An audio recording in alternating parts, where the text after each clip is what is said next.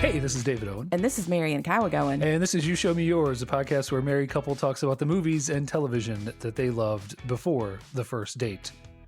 And this time, I was made to watch Far and Away. Yes, it's the 1992 Ron Howard epic immigration romance in which Tom Cruise, among other things, punches a horse. Yeah, man. Yeah, he says in what is not an authentic accent, "I've no wish to fight you," and then fights the horse.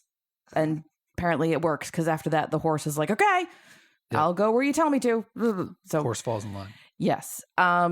If you don't know what we're talking about, this is a 92 movie with Tom Cruise and Nicole Kidman, real life at the time, husband and wife, playing not Romeo and Juliet, because those two die at the end, but star-crossed lovers who find their way toward each other in America, where they're giving away land that didn't belong to anybody. No. Just there for the taking, and yeah. All this land.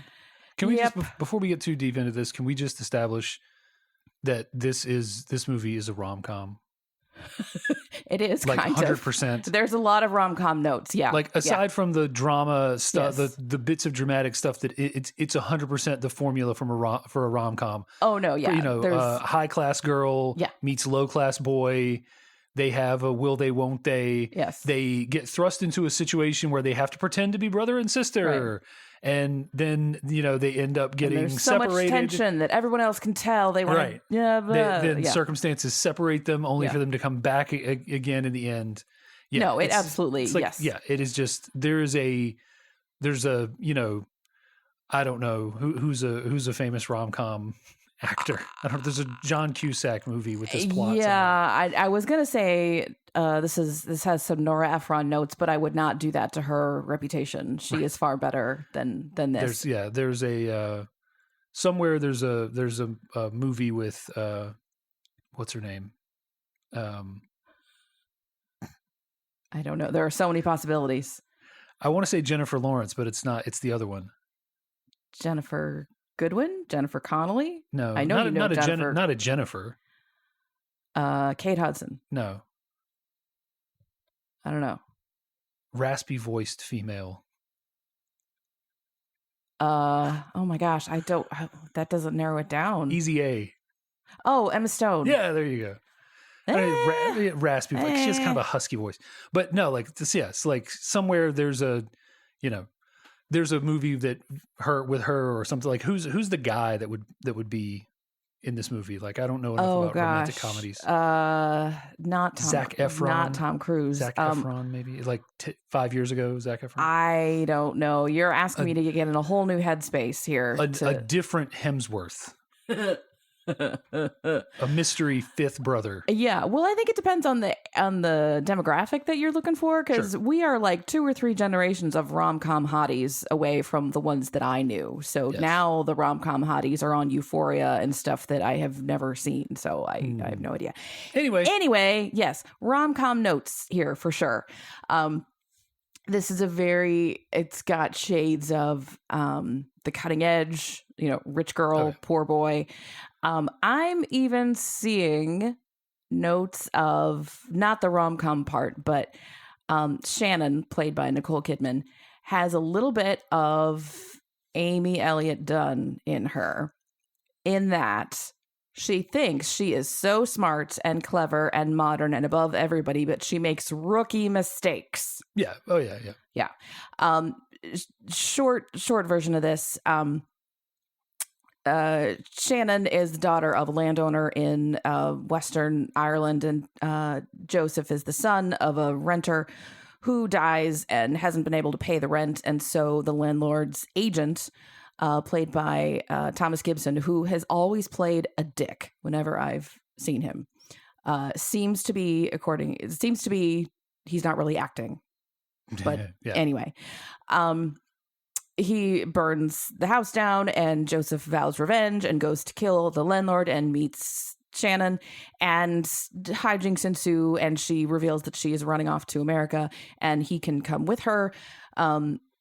they do, and she steals some of her family's silver, and she tells some guy on the boat who seems helpful, oh, all my money is in spoons that I'm going to sell, and can you help me sell them? And he says, oh, sure. And somehow, like, this part is a surprise, but he just he gets them. We don't really know how he stole them from her, but he did. Well, the journey takes several days, maybe weeks I'm sure, at that weeks, point. So, weeks. So yeah, so I mean, you figure he's got plenty of time to manipulate her. Sure, but like, I would be interested to see like how exactly did she screw up here? Because well, that's the thing. Like, this is like 3 movies. Yeah, there's a lot going on. If you really wanted to, like, there's the whole stuff in Ireland before they leave. There's the whole journey and the first few months that they're there, and then there's the whole third act. Yeah, like each act could basically be a movie in itself. It's very much. Have you ever seen How the West Was Won? Yeah, but it's been forever. It's okay, you talk about not a historically accurate movie. Holy smokes. But that was one that I loved when it came on TBS. And I looked it up to see if we could talk about it, and it's like 4 hours, so we're not going to do that. But that has multiple acts because it's talking about multiple generations of the same family. Yeah. That's what this felt like. It could have been either condensed or made into separate. Yeah, this is an 8-episode Netflix series. Right, we're going to add it to the list. But yeah, so the guy just steals the spoons, and we don't find that out until he is shot and drops his suitcase, and the spoons are in there, and then she just stands there. Oh no, he's getting my spoons. What do I get down and get them? Like, come on, and. So yeah, she thinks she's very clever and modern and she can do anything. And then when the chips are down, she can't. She just has to scream for a nearby man to help her. Yep. So I wouldn't have thought of that, except that we just a couple weeks ago watched that and talked about that ad nauseum. So I mean, I think it's a theme of not just women, but characters in general in movies and fiction in general that think that they know exactly what they're doing, and then they get a real quick wake up call, especially rich, pampered characters. Yeah. Well, unfortunately, I think we see that more, or maybe I notice it more when it's with female characters, because it's like we're supposed to say, ha, silly girl, you're not as smart as you think. You really do need men to blah, blah, blah, blah, blah. Oh, sure. But anyway, that's the only way that this movie is comparable to Gone Girl. So if you were looking for a mishmash, that's not it. But serious rom-com energy. Let's see. Well, so the synopsis of the last half, they land in Boston.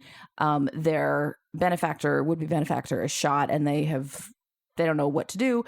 And this kid meets them at the dock and says, hey, are you Irish? You need to go see the ward boss, because everybody here hates Irish people and you can't get along without help from this guy, Mike Kelly, played by Colm Meaney, one of our favorites. Yes. We've talked about the commitments that he was in, and I feel like there are some other things that we have talked about that he was in. I don't remember, but I should have looked it up before we sat down.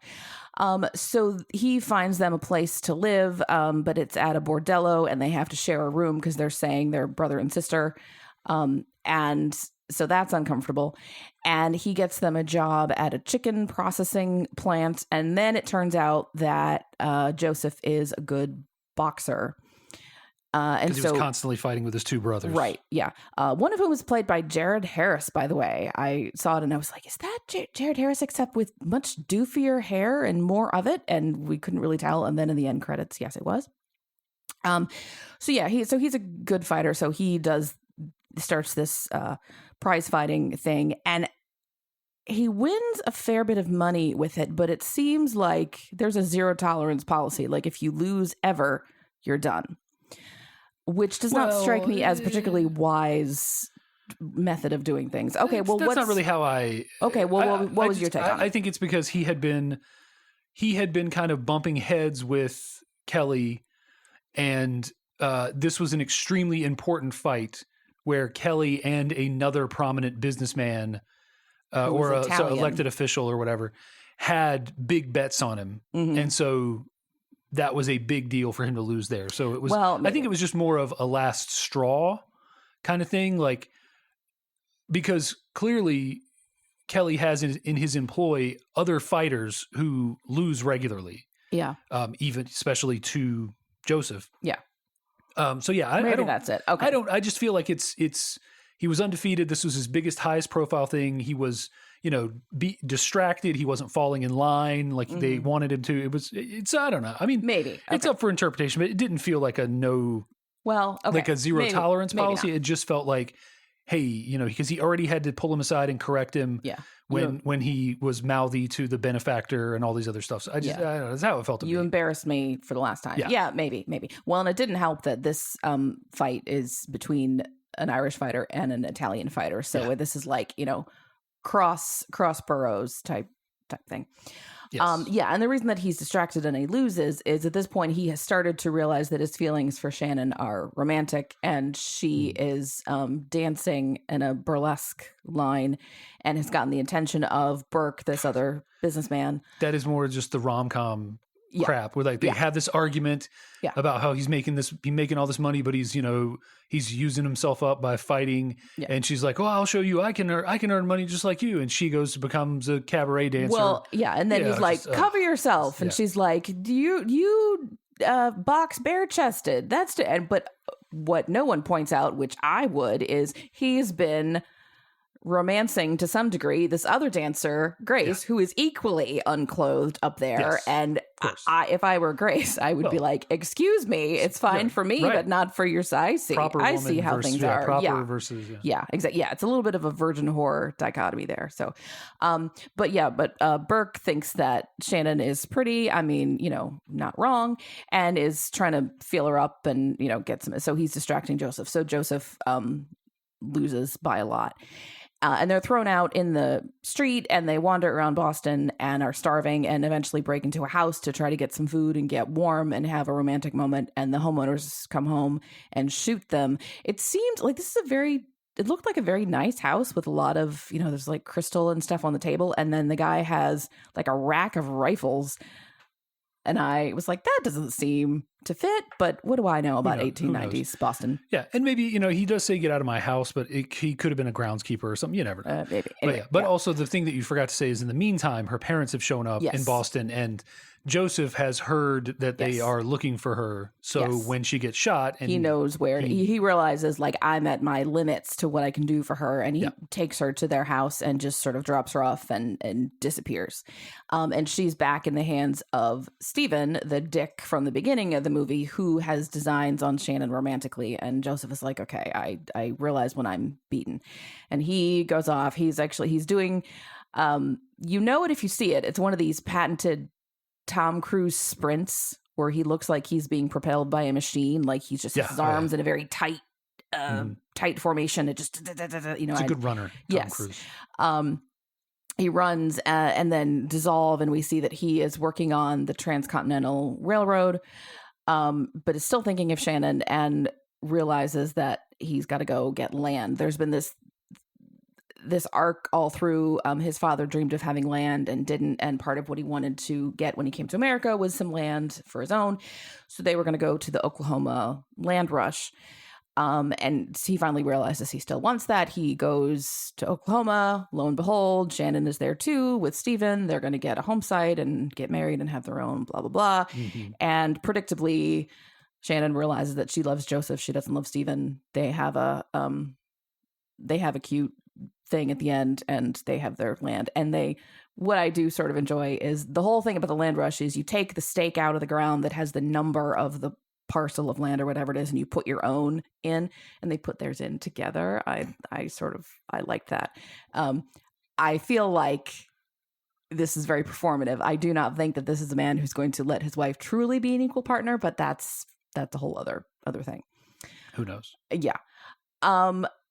Also, watching this, knowing what we know now about Tom Cruise and the way he behaves in a whole lot of things, it's very hard to take this romance seriously. Sure.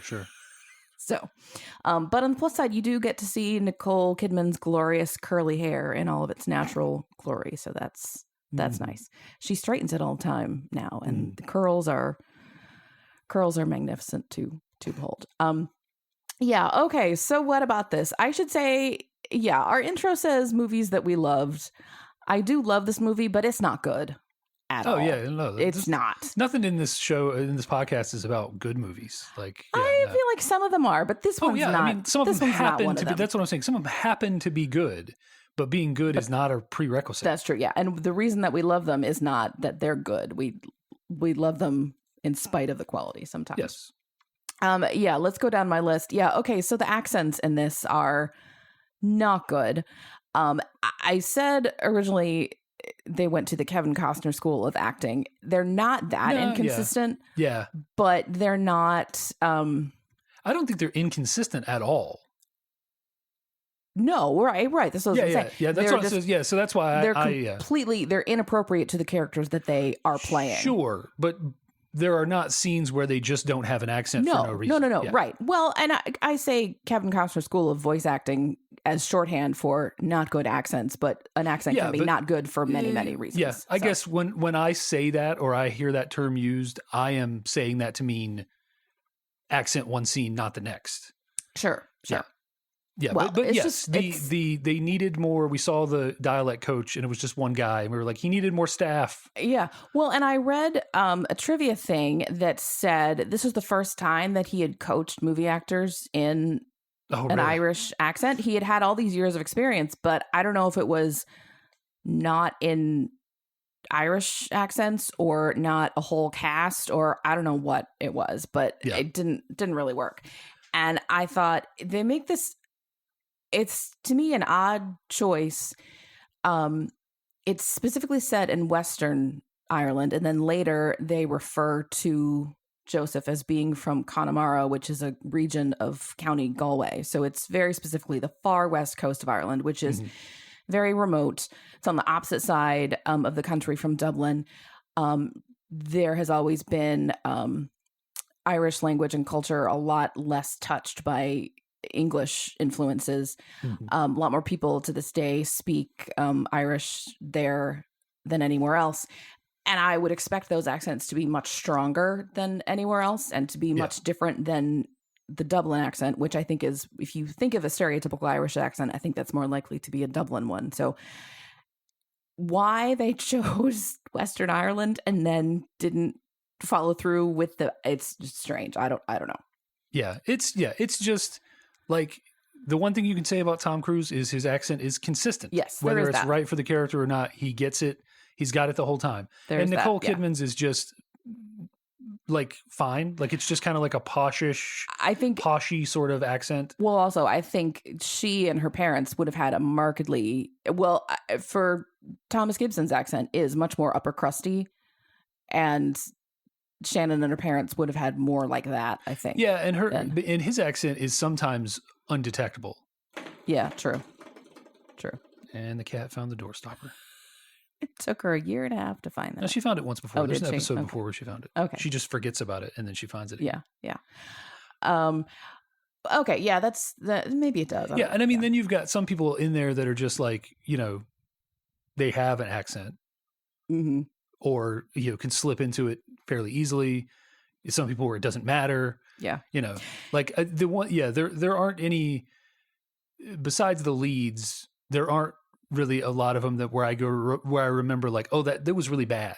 Yeah, like their accent was really bad. Like Grace is fine, and the kid on the street is like bad, but like in the way you would expect a kid like that to be. Well, he's got one of my favorite like I don't know, he could be 14, 15, but he's very small, like has not really gone through puberty yet. And he's just like the toady for Mike Kelly, the ward boss. Yeah. And he runs around going, Mike, blah, blah, blah is happening. And one time he goes in and he just screeches, Mike, it's like Peter Brady. It's time to, and Christ, when's your voice going to change? Like that part makes me giggle every time.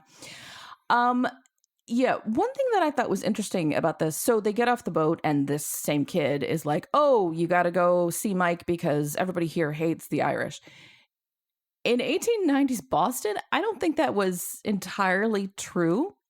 There definitely was anti-Irish sentiment earlier in the century, and there was some probably in some places long after the 1890s, but in Boston, that does not seem likely. So again, odd, like why specify Boston? Yeah, because that's like a quick turnaround. Yeah. For, like, less than 100 years for Boston to go from, less than like 50 years for Boston to go from big anti-Irish sentiment to like being known as the capital of Irish America. Yes. Well, and I looked it up, and they had their mayor was Irish in like 1883. So how do you now? Not that it's impossible to have an elected official of a certain ethnicity or racial background, and there's still to be plenty of anti that background sentiment. Totally. But that just seemed strange. There's a lot of strange choices about this. And we will always reiterate, like, we didn't put enough research into this to know how historically accurate it is or not. We're just like, this kind of doesn't pass the sniff test. Yeah. Like, it's just kind of weird. Yeah. That, I think this was all sort of engineered back from, we wanted to end up at the Oklahoma land rush because apparently 3 of Ron Howard's great-grandparents, I don't know, 3 of his ancestors were actually there for that. Cool. So I think that's what it was. This is sort of based on family history. So how do we get there? So but then don't have the, I don't know. Anyway, also, whatever. there's almost nothing in the Boston stuff that requires the anti-Irish sentiment. Like, they could just be staying close to their quote unquote people. Like, it doesn't have to be, or that's the first person they run into off the boat. Like, there is one scene where a guy's like, I don't hire the Irish. Yeah. But like, other than that, and I mean, I guess you could say it contributes to their lack of options. Mm-hmm. They're in the one Irish part of town, and if they piss off the one guy, the one prominent Irish guy, then they're not going to be able to get, as Irish people, they're not going to be able to get work, yada, yada, yada. But again, it's not entirely like for so many other parts of this movie to have had so little thought put into them. That's a lot of thought to put into that. So I'm not going to credit them with that necessarily. Yeah. But it's just like I said, it just doesn't pass the sniff test. Like, you put it in New York, sure.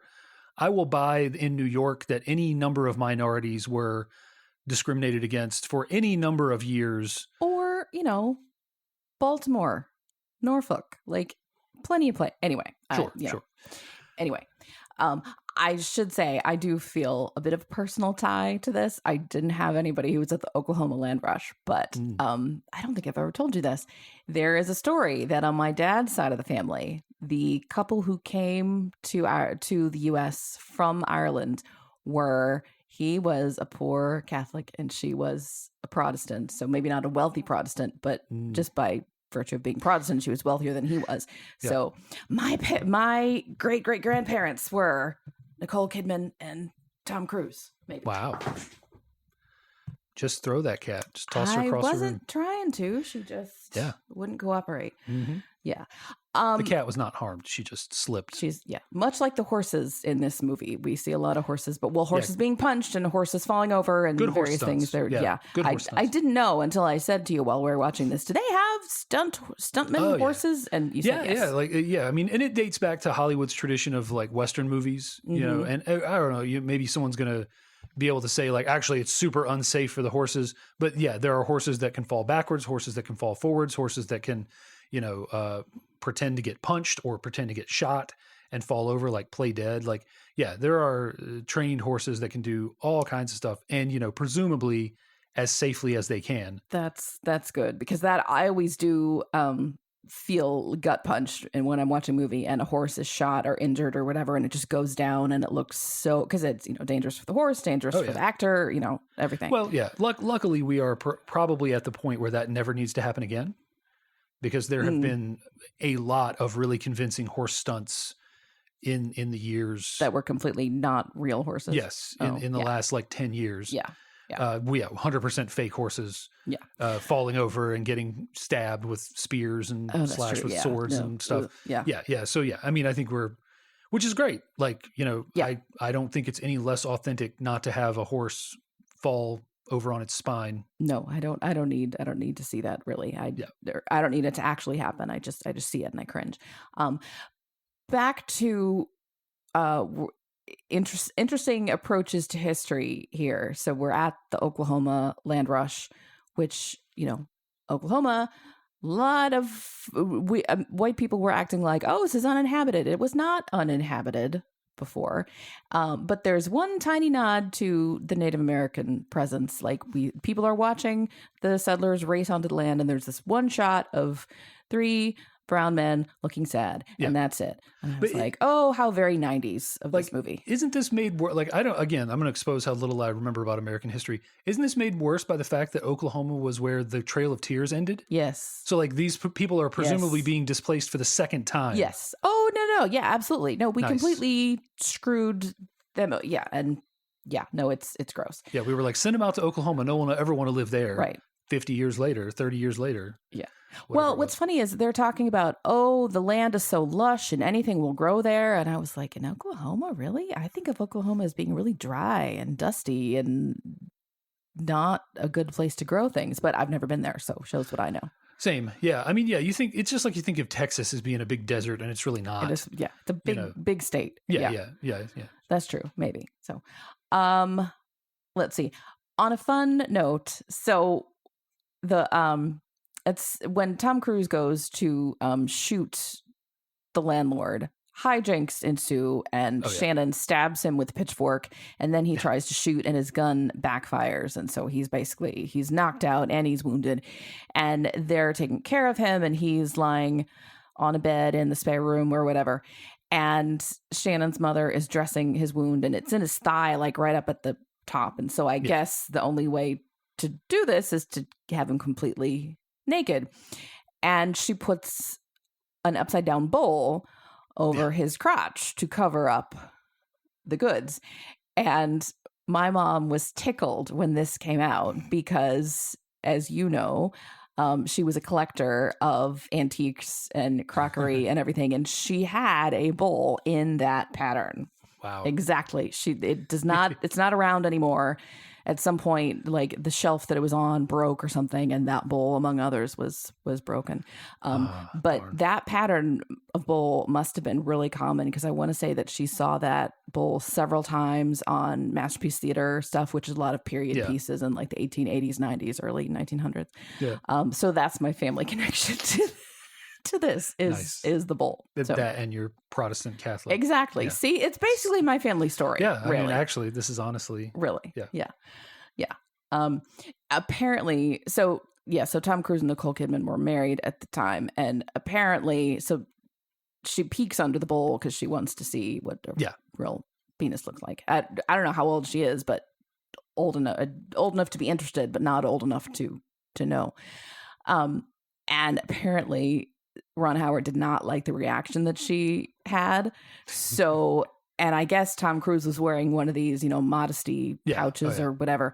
And he said to him, take it off so you'll actually be naked under there, to get a better reaction out of her. And that is the shot that they used. So. Nice. That's funny. Yeah.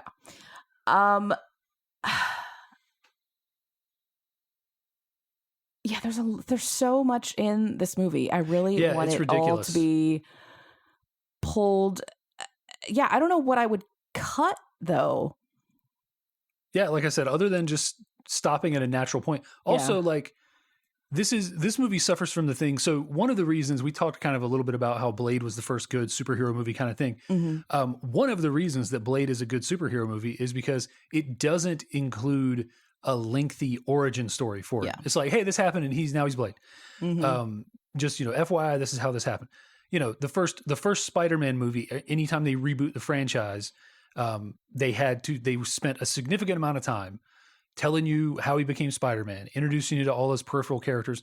They didn't do that in the latest series, the Marvel, the Homecoming and all that. And I think it benefits from it. This movie is an origin story for like the more interesting, the more interesting story to come, presumably, of them homesteading in Oklahoma territory and all this stuff. Like they put all of that effort into that, and like, okay, now this is what this is the promise of the whole movie. Yeah, that they're going to be, in their cabin by a stream, working their land and all this stuff, and then that's where the movie ends. Yeah, well, I think that part of the story is much more interesting, and honestly, well, to me personally, the period in Ireland is interesting because Yeah, totally. there's a lot of uprising. It's depicted here, uprising against landlords. I have in my notes, anti-landlord sentiment strikes again. Like we've just been, I think you and I separately have been coming across a lot of discussions that, landlords offer nothing, et cetera, et cetera. In the modern day, here and now. Not in movies. The left doesn't like landlords right now. Yeah. Landlords are not hot right now. No. And I think it's so the landlord, Shannon's father, is an interesting character because it was interesting how he's in a position of power, but he's characterized to not be the bad guy. Like he just sort of bumbled into being a landlord and being wealthy, but he's like, I don't know. I didn't know that your house was burned down. Okay, well, the buck stops at the top. So how did you not know? Yeah, like what in the world? Clearly, he's sort of bumbling. Right. Clearly, they're just implying that he trusted the wrong person. Yeah. Because I think you have to imply that. Otherwise, you impugn the character of Shannon, who is already fighting against being this posh, upper crust character. For her dad to also be the explicit villain makes that, to me, even harder to come back from. But for her dad to be this sort of jovial, buys everybody in the local pub around and is hiding whiskey bottles behind books everywhere, and is just sort of just blissfully unaware, but should totally understand and should totally be more aware, and never really has the realization that that he trusted the wrong person. Like he never really gets to have that revelation, even though it's presented to him several times. First of all, by this guy who came to kill him, and secondly, by the mob that comes and burns his house down, his mansion down. Yeah. So it's just his character never quite gets that redemption arc by understanding that Stephen was. Yeah. Well, and he's presented as, this sort of, jovial, haha, he's so fun. Haha. He goes to Oklahoma and he's like, haha, I'm breaking the law. I went out and picked my homestead. Hee, look at me, and he's supposed to be fun, and he is fun. They shot at me. Right. And I do I want to see a whole movie about him and his adventures with homesteading, because I don't see that going well at all. They set up no less than 2 interesting stories at the end of this movie. Yeah. That they don't deliver. That guy does not know how to build a thing. But yeah, presumably he will pay a bunch of people to come out and build them a very nice house in their little cheated plot of land that they stole. But so again, I've mentioned my family's from Ireland originally. I mean, we're talking several generations back. So you could argue that I have no claims to this history, but I don't know, whatever. I'm going to talk about it.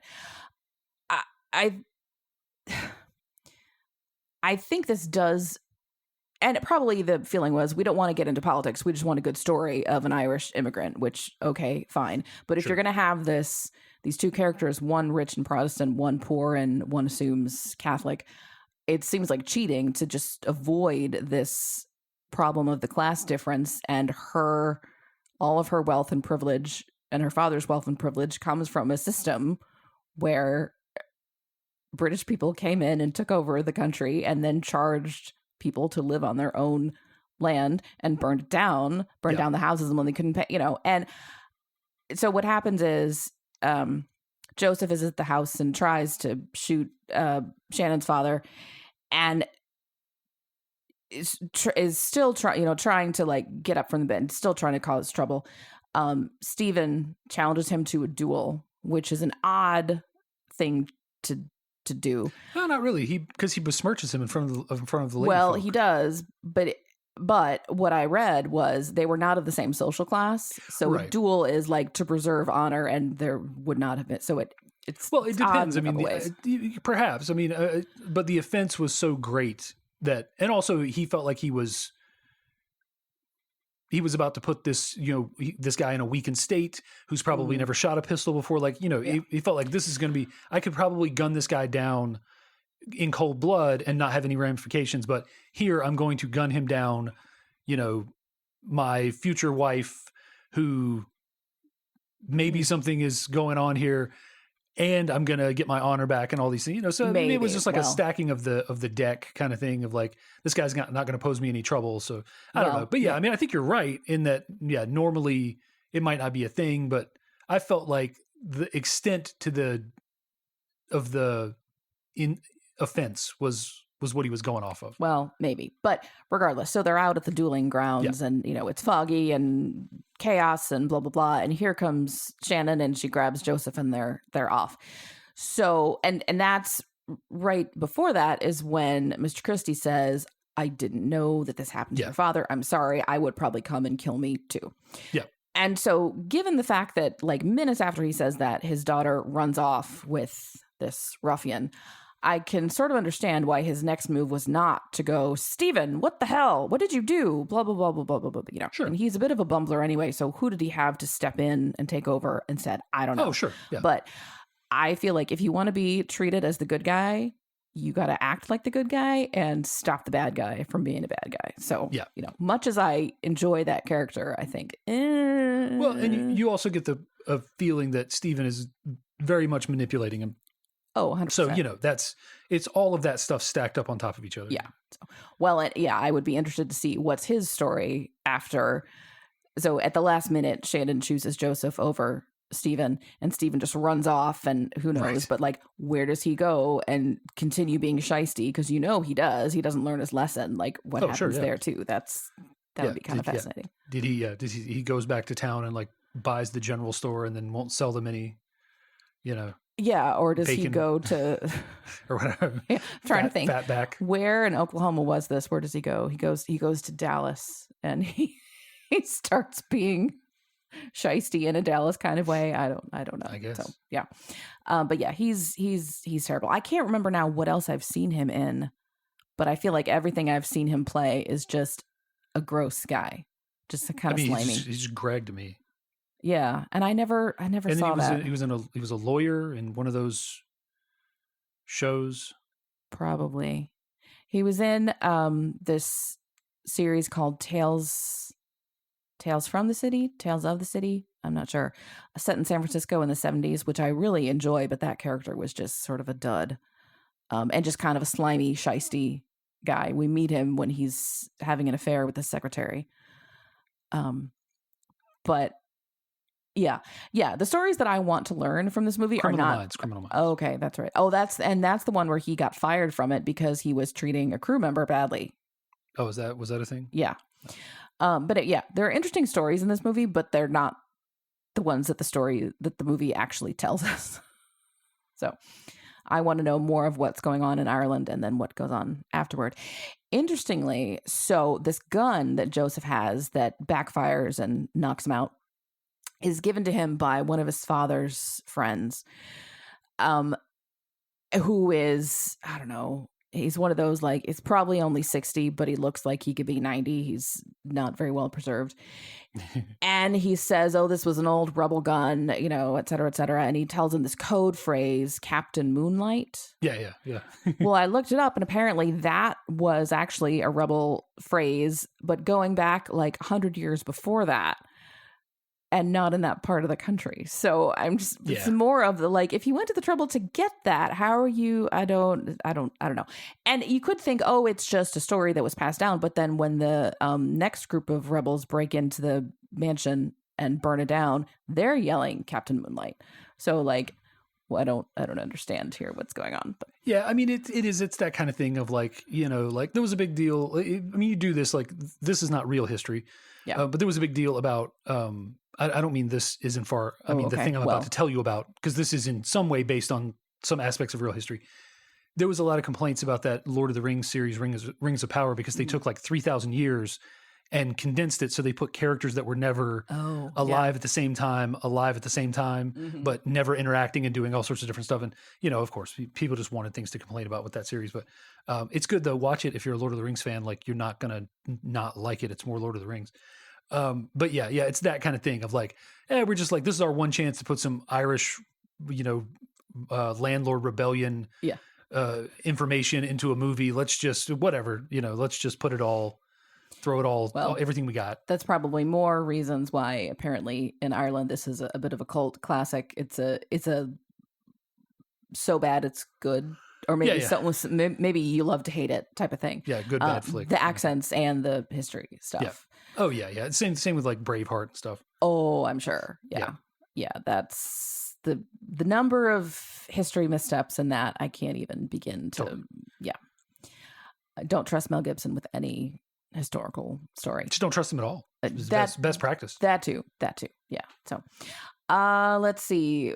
What else do we want to talk about here? Oh, well, here. So more from the IMDb trove of fun. So I mentioned that Jared Harris is in this briefly. He plays one of Joseph's brothers, and he's in for like the first 20 minutes, and then we never see him again. This is more of the like, we could have skipped this intro and had more for the main story.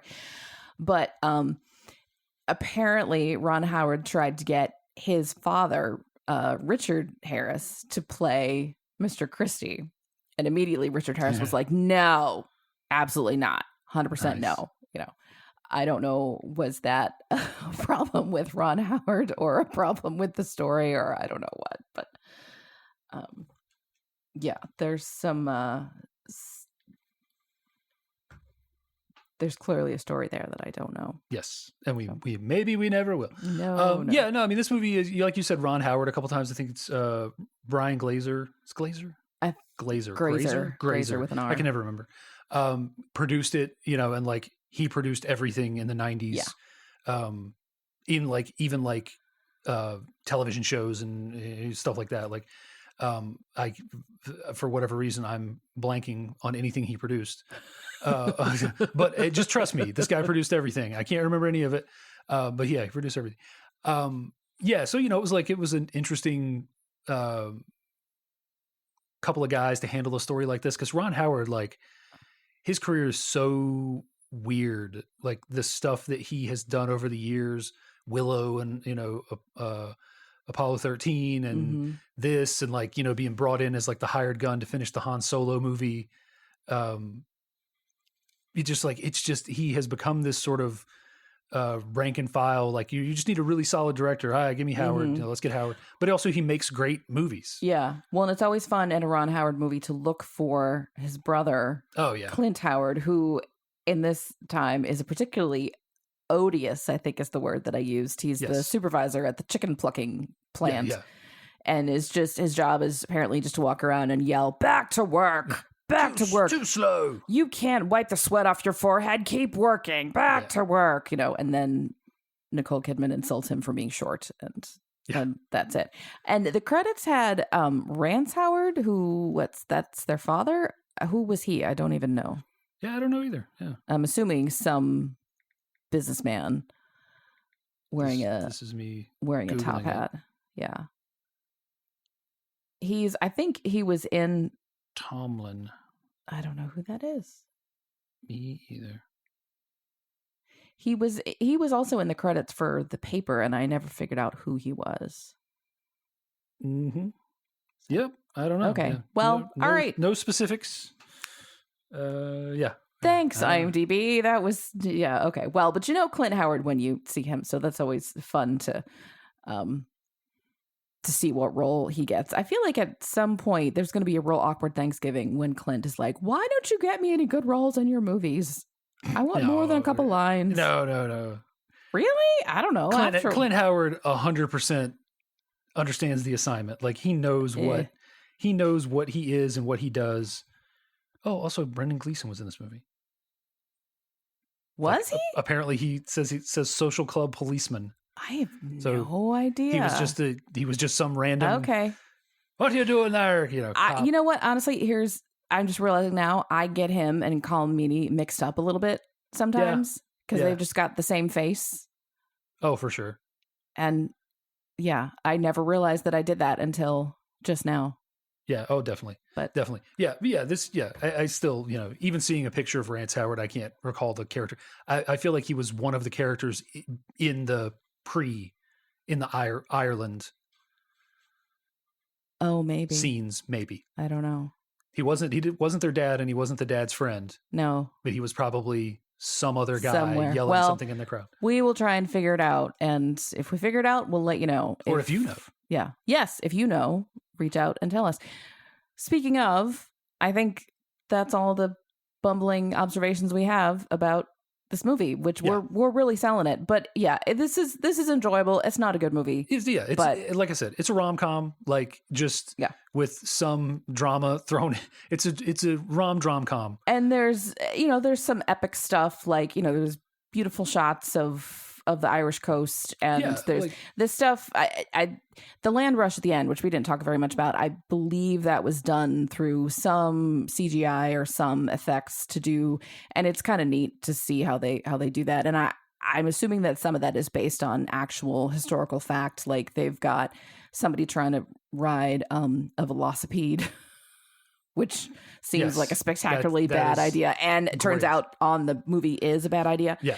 And in real life, like 30 people died in this because you're trying to run real fast with a covered wagon over rutted ground. That's not a good idea at all. Yeah, and it's like this movie has some, and that's the thing about Howard again. Ron Howard being just a good journeyman is not the word, but like he's like a hired gun, a guy when you just need a good movie, you bring him in.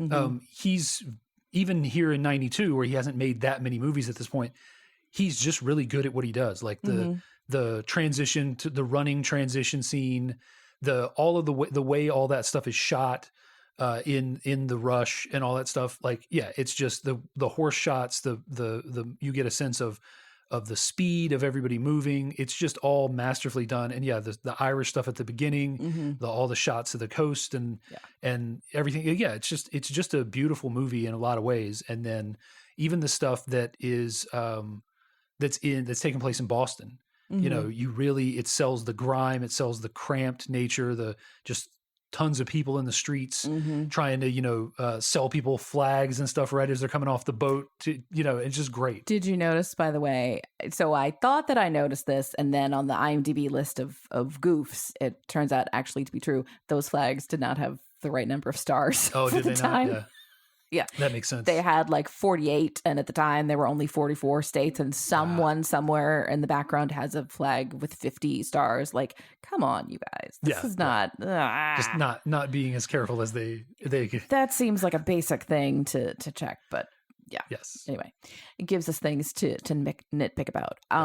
Well, folks, we would love to know what you think about this. If you know which character Rance Howard was, if you have thoughts on the Howard family members being included in Ron Howard's films, or if you have thoughts on anything else about this, let us know. You can reach out a couple different ways. You can send us an email, or you can find us on Facebook and Twitter. Our handle's the same for all three. It's YSMY Podcast, YSMY for You Show Me Yours.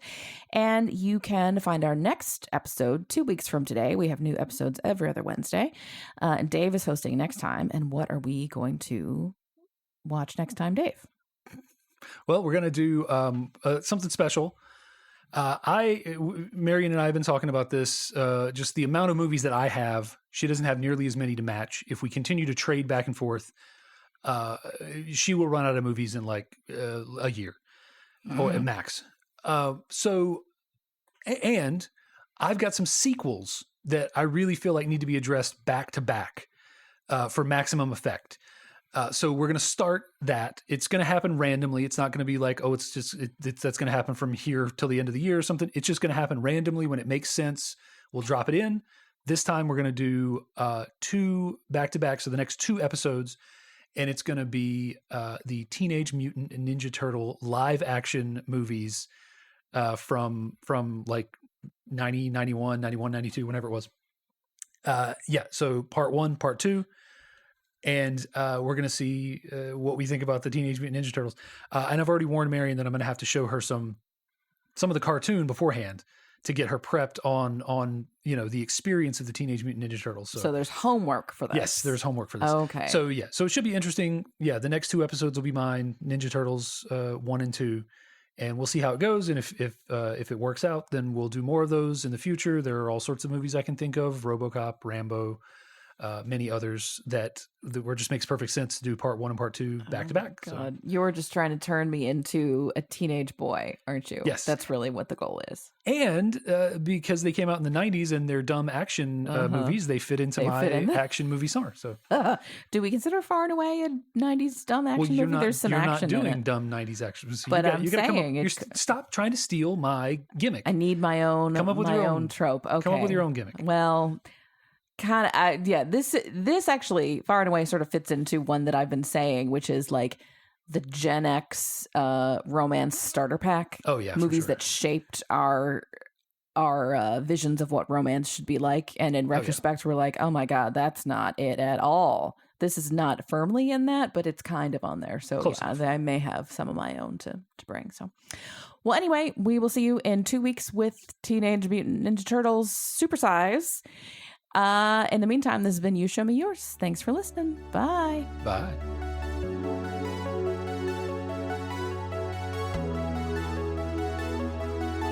The You Show Me Yours theme song is Uplifting Electronic Indie by Winnie the Moog from filmmusic.io. I know Mike Kelly, he owns a Kia dealership. Right. Mike Kelly Kia. Yeah. All right. And I know we're supposed to hate Grace, but since they made the crack about her chest, I'm like, hey, big-chested girls get to go to church too.